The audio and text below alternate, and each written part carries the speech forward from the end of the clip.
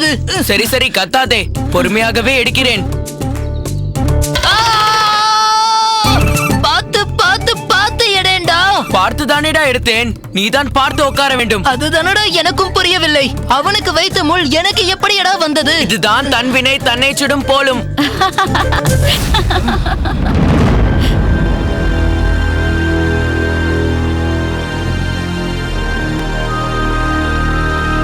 டேய் திருமேனி, எதற்கடா சிரிக்கிறாய்? சாரங்கன் தவறாக கூறுகிறான். தன்வினை தன்னை சுடும் என்பது பழைய மொழி. தான் வைத்த முள் தன்னையே குத்தும் என்பது புதுமொழி. திருமேனி, போதும் உன் குத்தல் பேச்சு. பார்த்தாயா, நீயும் அதை பற்றிதான் பேசுகிறாய். திருமேனி விடு, பாவம், இவன் வேதனையில் துடித்துக் கொண்டிருக்கிறான். சக்கரபாணி, என்னால் தான் உனக்கு இந்த சங்கடம் என்றால் என்னை மன்னித்து விடு. ராமானுஜா, நீயே இவனிடம் போய் மன்னிப்பு என்றெல்லாம் பேசுகிறாய். பாயின் அடியில் வைக்கப்பட்ட முள் உனக்கு செய்யப்பட்ட சதி. அதை முதலில் உணர்ந்து கொள். நான் உணர்ந்துதான் இருக்கிறேன் திருமேனி. இவர்கள்தான் என்னை சரியாக உணரவில்லை. ஏதோ தவறாக என்னை புரிந்து கொண்டு அதில் எழுந்த துவேஷத்தால் இப்படி ஒரு காரியத்தை செய்ய துணிந்திருக்கிறார்கள். துவேஷம்தான், உன்மேல் உள்ள துவேஷம்தான் என்னை அப்படி செய்ய வைத்தது. சக்கரபாணி, ஏன் இப்படியெல்லாம் பேசுகிறாய்? உனக்கு இப்படி ஒரு எண்ணம் தோன்றும் அளவுக்கு நான் உனக்கு என்ன இடைஞ்சல் செய்து விட்டேன்? இடைஞ்சல் என்னவென்று கேட்கிறாயா? நாங்கள் யார்? பாடசாலையின் மூத்த மாணவர்கள். ஓ, இன்னும் அந்த நினைப்பில் தான் இருக்கிறாயா? திருமேனி, நீ பேசாமல் இருக்க மாட்டாயா? சொல் சக்கரபாணி, ஏன் உனக்கு என்மேல் இவ்வளவு துவேஷம்? ஏன், அது உனக்கு தெரியாதா? இந்த திருமேனியை ஏதேதோ ஜாலம் செய்து அவன் மூலம் சில கருத்துக்களை சொல்லச் செய்து எங்களை தலைகுனிய வைத்தாய். நம் குருநாதர் எங்கு சென்றாலும் எங்களை அருகில் வைத்துக் கொண்டுதான் செல்வார். ஆனால் இப்போது உன்னை அழைத்துக் கொண்டு செல்லவிருக்கிறார். அவமானம், பெருத்த அவமானம். சக்கரபாணி, உன்னை அவமானப்படுத்த வேண்டும் என்று நான் கனவிலும் நினைத்ததில்லை. நீ என்னை தவறாக எண்ணாதே. நம் குருநாதர் என்னை தேர்ந்தெடுத்தது அவரின் தனிப்பட்ட விருப்பம். நான் வேண்டுமானால் உன் சார்பாக குருநாதரிடம் பேசி பார்க்கிறேன். நீ வருந்தாதே. போதும் ராமானுஜா, போதும். குருநாதரிடம் என் சார்பாக நீ பேசுவது உபகாரமாக ஆகாது. மாறாக எனக்கு அபகாரமாகத்தான் முடியும். முன்பெல்லாம் எது செய்வதாக இருந்தாலும் குருநாதர் எங்களை தான் கலந்து ஆலோசிப்பார். அப்படி ஒரு மரியாதை இருந்தது. இப்போது அது அடியோடு போய்விட்டது. அதற்கு காரணம் எங்களுக்கு போட்டியாக நீ இங்கு வந்ததுதான். சக்கரபாணி, உன்னுடன் போட்டியிட வேண்டும் என்ற மனோபாவம் எல்லாம் எனக்கு சிறிதளவும் கிடையாது. நீயும் அப்படி ஒரு நினைப்பை தூக்கி எறிந்துவிடு. முதலில் போட்டி என்று நினைப்பது பின்னர் பொறாமை என்னும் தீயாகி மனிதாபிமானம் என்பதை அழிக்கும் கொடும் பாவியாக மாற்றிவிடும். அதுவும் நம் போன்ற இளைய சமுதாயத்திற்கு அது தேவையற்ற ஒன்று. நம்மை பொறுத்தவரை துவேஷமற்ற, தன்னலமற்ற, சமத்துவமான ஒரு சமுதாயம் உருவாக வேண்டும். அதற்காக நாம் அனைவரும் அரும் பாடுபட வேண்டும். நம் படிப்பும் அதனால் உருவாகும் ஞானம், இவை இரண்டும் நம் வருங்கால சமுதாயத்திற்கு அறிவாய் பிரதிபலிக்க வேண்டும். அதன் மூலம் அடித்தட்டு வர்க்கத்தில் இருப்போரும் மேலோங்கி வருவதற்கு வழிகாட்டியாய் நாம் இருக்க வேண்டும். பகையை மறந்து என்னை நண்பனாக உன் மனதில் நிறுத்து. சக்கரபாணி, எனக்கு என்னவோ ராமானுஜன் சொல்வது அனைத்தும் சரியென்றே தோன்றுகிறது. அவ்வளவு ஏன், ராமானுஜன் சொல்லாத விஷயத்தை நான் சொல்கிறேன். முள் வைத்த சம்பவத்தை நம் குருநாதரிடம் தெரிவிக்க சொல்லி நான் ராமானுஜனை எவ்வளவோ வற்புறுத்தினேன். ஆனால் ராமானுஜன் பெருந்தன்மையாக அதை மறுத்துவிட்டான். சக்கரபாணி பாவம், விவரம் புரியாமல் அவன் தவறு செய்கிறான். எடுத்து சொன்னாலே போதும், அவன் திறந்து விடுவான் என்று நம்பிக்கையோடு சொன்னான். சக்கரபாணி, இனிமேலும் நம் ராமானுஜன் இடத்தில் விரோதம் பாராட்டுவது அர்த்தமற்றது. ஹே சக்கரபாணி, சக்கரபாணி! இவன் திருந்த மாட்டான். நல்ல வேளை, தெரியாமல் கோவிந்தன் என் இருப்பிடத்தில் அமர இருந்தான். நீ அவனை காப்பாற்றி விட்டாய் திருமேனி. ராமானுஜா, கோவிந்தன் தெரிந்துதான் உன்னிடத்தில் அமர்ந்தான். என்ன, கோவிந்தனுக்கு பாயின் அடியில் முள்ளிருப்பது தெரியுமா? தெரியும் ராமானுஜா. அதனால்தான் உன்னை தான் நின்ற இடத்திற்கு நகர்த்திவிட்டு கோவிந்தன் உன்னிடத்தில் நின்று கொண்டான். உன் இருக்கையில் அமரவும் துணிந்தான். அப்போதுதான் பின்புறம் நின்றிருந்த நான் உன் பாய்க்கடியில் மறைத்து வைக்கப்பட்டிருந்த அந்த முள்ளை கவனித்தேன். உனக்காக தன்னை அர்ப்பணிக்க துணிந்த கோவிந்தனின் உயர்ந்த உள்ளத்தையும் நான் கவனித்தேன். அப்புறம் என்ன, சமயம் பார்த்து முள்ளை மாற்றி போட்டு அந்த சக்கரபாணி விரித்த வலையில் அவனையே விழ வைத்தேன். கோவிந்தா, உன்னை சகோதரனாக பெற்ற நான் இனி பெறுவதற்கு என்ன இருக்கிறது? அனைத்தும் பெற்றுவிட்டதாகவே எண்ணுகிறேன். அண்ணா, என் சிறு வயதில் தேள் மூலம் என் உயிருக்கு வந்த ஆபத்தை நீக்கியது தாங்கள்தான் என்பதை பலர் சொல்ல நான் கேட்டிருக்கிறேன். அவ்வகையில் உங்களுக்கு வரவிருந்த ஆபத்தை நான் ஏற்க தலைப்பட்டேன். உங்களுக்காக நான் எதையும் செய்வேன் அண்ணா. கோவிந்தா, எனக்கு வந்த ஆபத்தை நீ ஏற்க துணிந்தாயா? எனக்காக நீ எதையும் செய்வாயா? நிச்சயம் செய்வேன் அண்ணா. நீர் என் உயிர் போன்றவர்.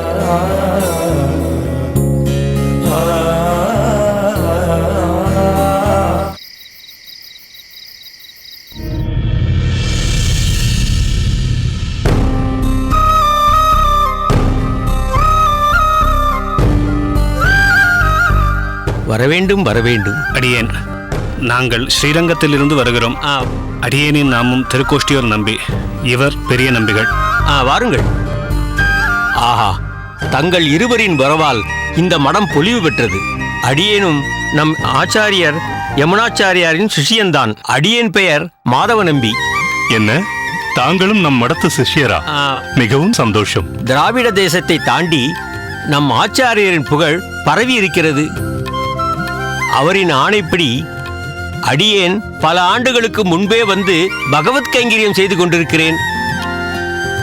அதுவும் நம் ஆச்சாரியரின் அருளாசியோடு அடியேனுடைய பணி நடந்து கொண்டிருக்கிறது. ஆச்சாரியரும் திருவனந்தபுரம் செல்லும் முன்பு இங்கு சில நாட்கள் தங்கியிருந்து விட்டுத்தான் யாத்திரையை தொடங்கினார். மிக்க சந்தோஷம். பெரிய நம்பிகளே, தெய்வாதீனமாக நாம் சரியான திசையில்தான் வந்திருக்கிறோம். நம் ஆச்சாரியரின் சிஷ்யரான மாதவ நம்பியும் காணப்பெற்றோம். அது அடியனின் பாக்கியம். தங்கள் இருவரையும் மற்றும் பல சிஷ்யர்களையும் கொண்ட திருவரங்க மடத்தின் பெருமையை அடியேன் நன்கு அறிவேன். அதில் பிரதானமானவர்களான திருக்கோஷி நம்பிகளையும் பெரிய நம்பிகளையும் நேரில் காணப்பட்டது அடியனின் பெரும் பாக்கியம். தாங்கள் ஆச்சாரியரை காணத்தான் புறப்பட்டு வந்துள்ளீர்களா? ஆமாம் மாதவரே, திருவனந்தபுரம் சென்ற நம் ஆச்சாரியர் வெகு நாட்களாகியும் திருவரங்கம் திரும்பவில்லை. வேறு சில நிர்பந்தங்களும் காரணம். இன்று இரவு இம்மடத்தில் தங்கிவிட்டு பிறகு திருவனந்தபுரம் நோக்கி பணிக்கலாம் அல்லவா? தங்களுக்கு ஒரு விஷயத்தை தெரிவிக்க விரும்புகிறேன். நம் ஆச்சாரியர் திருவனந்தபுரத்திலிருந்து புறப்பட்டு விட்டார். திருவரங்கம் நோக்கித்தான் திரும்பி வருகிறார். இங்கிருந்து திருவனந்தபுரம் வெகு அருகில்தான் இருக்கிறது. அவரை வரவேற்கத்தான் இந்த மடத்தில் வேலைகள் நடந்து கொண்டிருக்கின்றன. அப்படியா? ஒரு விதத்தில் இதுவும் நல்ல செய்திதான். இருப்பினும் பெரிய நம்பிகளே, நாம் இன்னும் தெய்வவாரியை காணாமல் இருக்கிறோமே. ஆச்சாரியருக்கு இது பற்றி எப்படி தெரிவிக்கப் போகிறோம்? ஒன்றும் புரியவில்லை. என்ன பேசுகிறீர்கள்? அடியனுக்கு புரியவில்லை. எதுவாக இருந்தாலும் உள்ளே வந்து அமர்ந்து அமுது செய்துவிட்டு பேசிக்கொள்ளலாம். வாருங்கள். அதுவும் சரிதான், வாருங்கள்.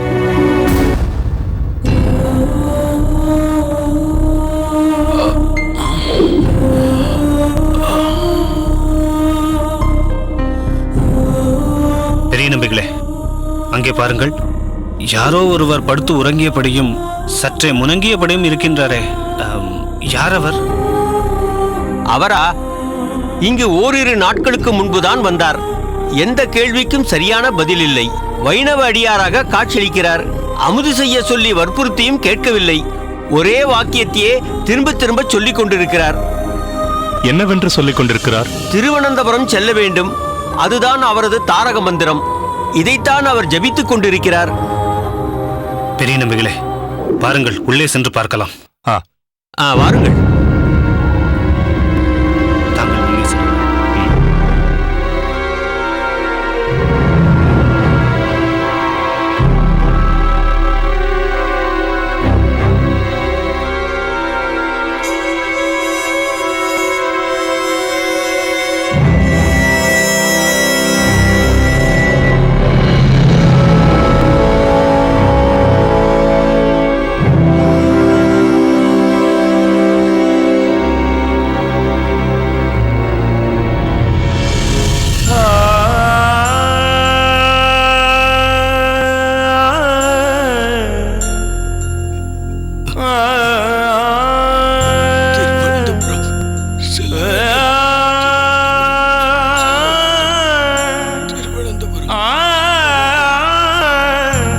மாதவ நம்பிகளே, இவர் பெயர் தெய்வவாரி ஆண்டான். யார்?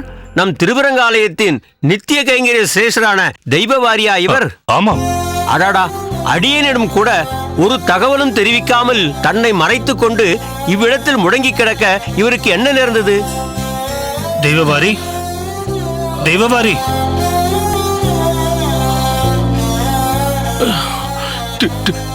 திருக்கோஷ்டி நம்பிகளே. திருக்கோஷ்டியோர் நம்பியேதான். என் அருகே பாருங்கள், பெரிய நம்பிகளும் வந்திருக்கிறார்.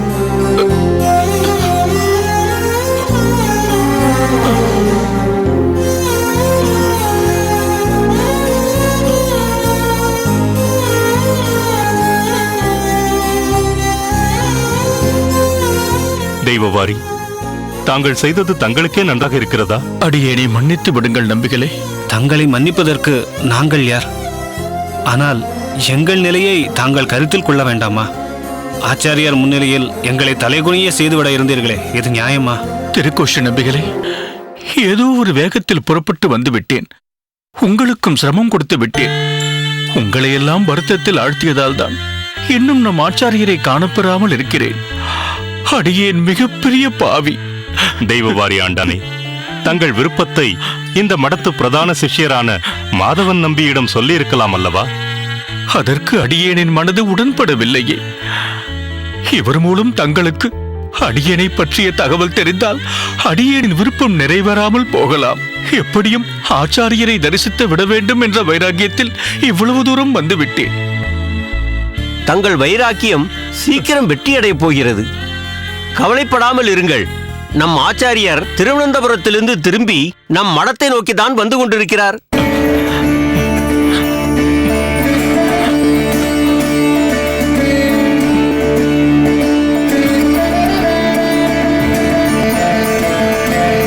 என்ன, ஆச்சாரியர் திரும்பி வந்து கொண்டிருக்கிறாரா? ஆஹா, அடியேனின் பாக்கியமே பாக்கியம். என்னே என் தெய்வத்தின் கருணை. அடியேனுக்கு மற்றும் ஒரு வாழ்வு தந்தீர். தெய்வவாரி, தங்கள் விருப்பப்படியே நம் ஆச்சாரியர் திருவரங்கம் திரும்ப தீர்மானித்து நமக்கு சமீபமாக வந்துவிட்டார். எனவே தைரியமாக இருங்கள். பெரிய நம்பிகளே, திருக்கோஷி நம்பிகளே, அடியேனின் உள்ளம் சந்தோஷத்தால் நிரம்பி இருக்கிறது. ஆனால் வயிற்றில் மிகுந்த பசி இருக்கிறது. மாதவ நம்பிகளே, அடியேனின் பசிக்கு தகுந்த அளவு அமுது கிடைக்குமா? என்ன இப்படி கேட்டு விட்டீர்கள்? தங்களை திருப்தி செய்து விட்டே நாங்கள் அமுது செய்கிறோம். போதுமா? போதும், போதும்.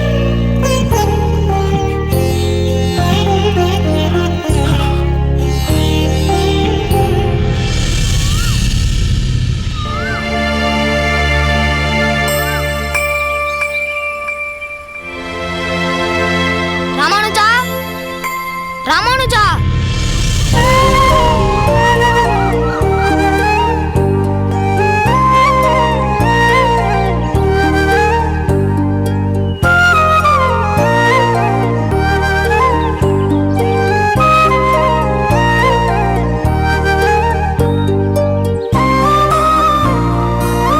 வீரா, என்ன ஆச்சரியம்!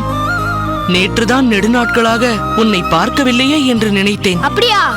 நானும் இப்படியேதான் உன்னை பத்தி நினைச்சேன். எப்படி, நன்றாக இருக்கிறாயா? நல்லா இருக்கேன். உன்னை பார்க்காம இருந்ததுதான் குறையே தவிர வேற குறையே இல்ல. மன்னித்துக் கொள் வீரா, வெகு நாட்களாக நான் கோவிலுக்கு வரவில்லை. அதனால்தான் உனக்கு நெய்ப்பொங்கலும் கொண்டு வர முடியவில்லை. பரவாயில்ல. நிறைய படிக்க வேண்டியிருந்ததால் கோயிலுக்கு வர இயலாமல் போய்விட்டது. அடடா, உன்னை வெளியிலேயே நிற்க வைத்து பேசிக் கொண்டிருக்கிறேன் பார். உள்ளே வா வீரா.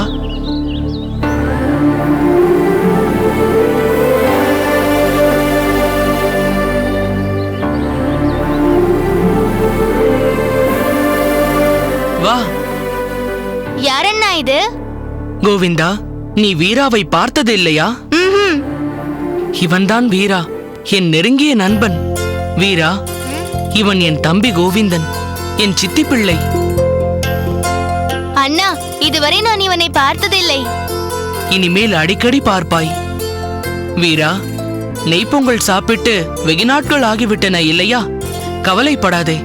இன்று சாயங்காலம் எப்படியாவது நான் கோயிலுக்கு வருகிறேன். உனக்கு நெய்ப்பொங்கல் தருகிறேன். வேணாம். என்ன வீரா, கோபித்துக் கொண்டு விட்டாயா? இல்ல, நீயும் அதை சாப்பிட்டு ரொம்ப நாள் ஆயிடுச்சு, அப்படிதானே? ஆமாம், அதனால் என்ன? இன்று சாயங்காலம் நான் கோயிலுக்கு போகிறேன். ஆதிகேசவனின் நெய்ப்பொங்கல் பிரசாதம் வாங்கி வருகிறேன். நாம் மூவரும் ஒன்றாக சாப்பிடலாம். சாயங்காலம் வரைக்கும் காத்துக்க வேணாம், இப்பவே சாப்பிடலாம். இப்பொழுதே வா. எப்படி? இதோ இப்படி.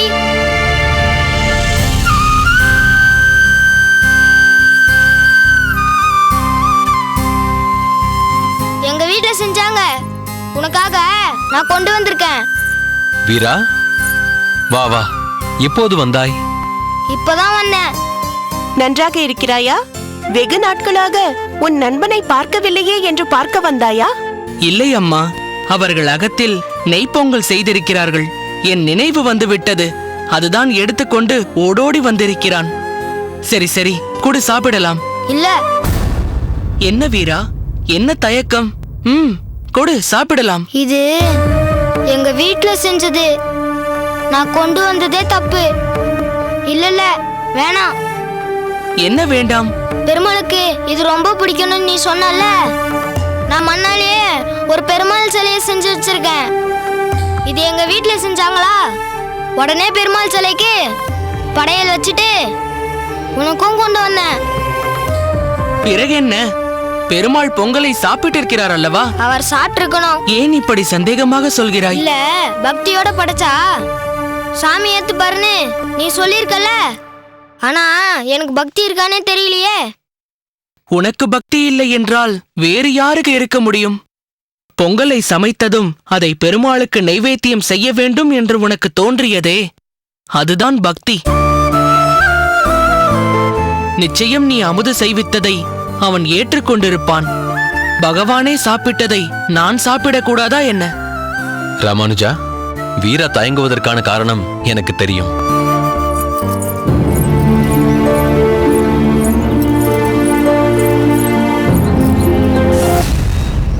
என்ன காரணம்?